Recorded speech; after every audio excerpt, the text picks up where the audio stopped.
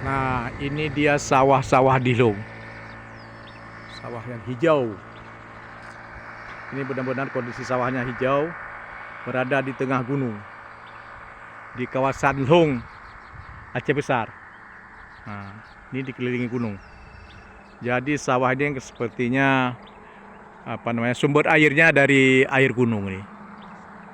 Nah, kalau Aqua punya slogan air dari pegunungan, tapi ini sawah ini benar-benar air berasal dari gunung karena memang sekelilingnya gunung batu di Long. Ini luasnya ada berapa hektar ya? Mungkin ada sekitar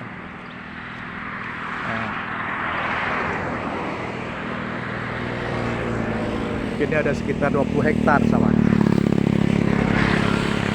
Kalau Kampung Harapan di sini. Dari tepi jalan ini sampai ke pinggir gunung di sebelah selatan, sebelah barat, dan sebelah timur sana. Nah, sementara sebelah sana di utara juga gunung. Gunung semua. Nah, tapi ini ada tepi jalan. Ini jalan nasional nih, jalan Banda Aceh Melabuh nih. Masih jalan nasional. Nah, gunung. Jadi masyarakat di sini kaya sekali mereka. Mereka punya kebun cengkeh, kebun durian, kebun pala, kebun kelapa, kakao, kopi, kebun manggis, langsat, rambutan, bermacam-macam kebun. Tapi mereka juga punya sumber daya kayu yang cukup banyak. Masih banyak tepi-tepi jalan tuh kayu-kayu besar di Long Aceh Besar ini. Nah, ini sumber daya kayunya masih banyak, dan banyak juga ini legal logging di sini. Ya, jadi setiap sore nanti ada saja yang buat turun balok-balok kayu yang sudah dibelah diturunkan ke melewati Jepung. Nah, ini mobil yang dari Melabuh nih.